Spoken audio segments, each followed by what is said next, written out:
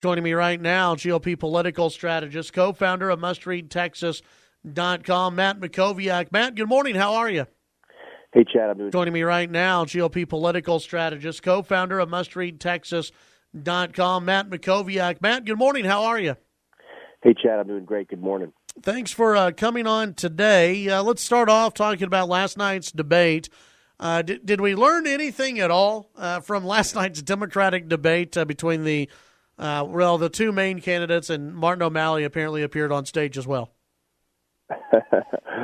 Yeah, look, I thought there were fireworks last night. I mean, they really, Sanders and Clinton really did go after each other, and I think we learned that Bernie is willing to raise taxes on the middle class, and at least so far, Hillary has said she's not.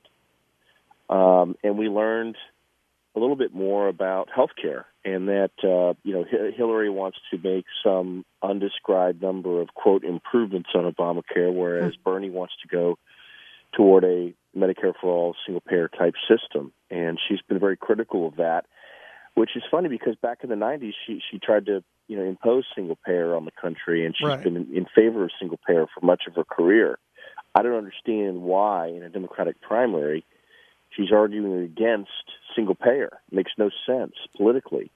So I think that's really interesting. Look, I mean, it's hard for me to analyze a Democratic debate because I'm not a Democratic primary voter.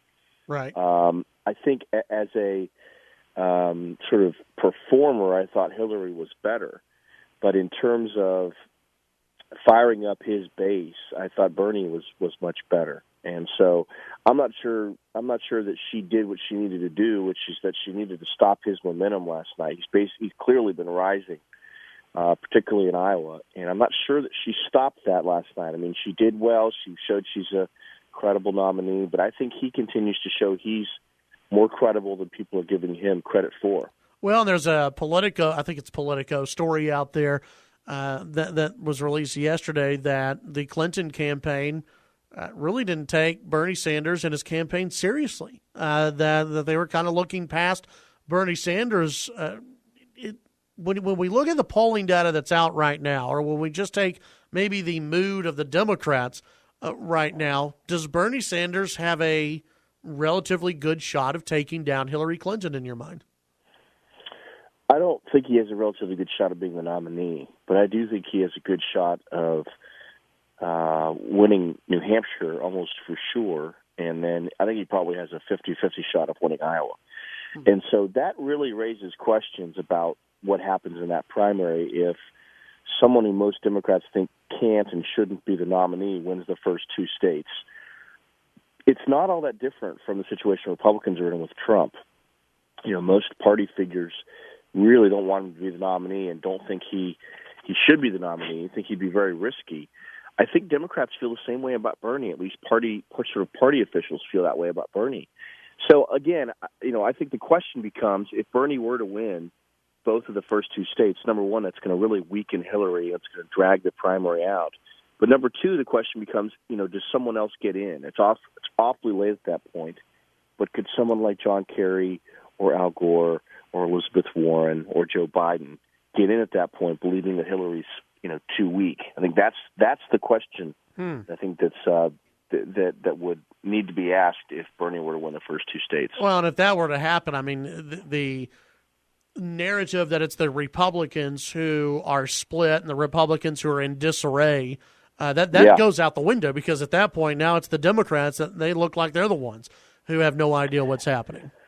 That's right, and I think if that does happen, I think there's a decent chance that Bernie wins the first two contests on the Democratic side.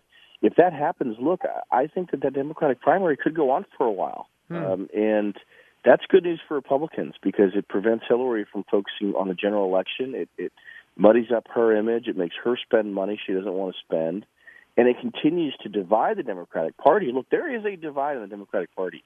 There are liberals on the far left that very much align with Bernie Sanders, who wants to give away free stuff and raise taxes and move away from capitalism. And then there are sort of more mainstream Democrats that are with Hillary. Look, there is going to be a split in the Democratic Party at the end of this primary, the question is it a short primary or a long one on the Democratic side? Visiting with Matt Mackowiak. Let's look at the Republicans. Ted Cruz finally, for a lot of folks out there, finally taking on Donald Trump, and he's been more effective than any of the other Republican candidates have been at hitting Donald Trump.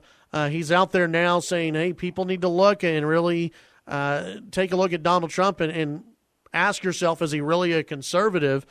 Do you think this will play well for Ted Cruz? I do. What's interesting about this is that, again, until the last couple of days, Cruz had really only been willing to sort of respond. He hadn't really sort of gone on the attack, and he has started to do that in the last couple of days. I was there in Charleston at the debate, and I can tell you that Cruz really did win the crowd over. There was even booing of Trump at one point where he was going after Cruz. Now, Trump obviously handled the New York values question very well by pivoting to 9/11, which is sort of a conversation stopper anytime it's referenced, particularly by a New Yorker who was there during 9/11. Yeah. But apart from that, he really, I think, ended the questions about the Canadian birth, and he did that very, very skillfully. But you're right. I mean, look, the question now is, if you live in Iowa, you know exactly what New York values are. It has nothing to do with 9/11. It has everything to do with the fact that Trump's been liberal most of his adult life on most issues, particularly social issues, and that he used those words himself. Yeah. The New York values question. He used them in an interview with Tim Russert in 1999. So you're right. I think what's interesting about this is that Trump's support base is actually not conservative in the Republican primary. It's much more moderate and independent. And so if Cruz attacks him for not being conservative, it's interesting. I think it solidifies Cruz's own base, which right now is putting him narrowly in first place in Iowa. Look, Cruz really needs to win Iowa to change this race and give him the momentum he needs to win South Carolina and then perform well in the South on March 1st. So the two questions to me, Chad, that matter most right now are, number one, does Cruz win Iowa? And number two, does Trump win New Hampshire?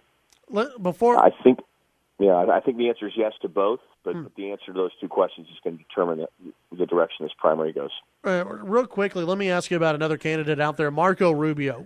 Where is his campaign at right now? Yeah, it's a good question. I mean, I thought he did pretty well in the debate.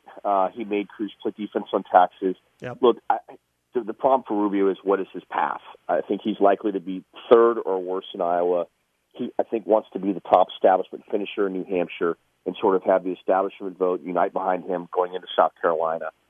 I just think he has a very tough path.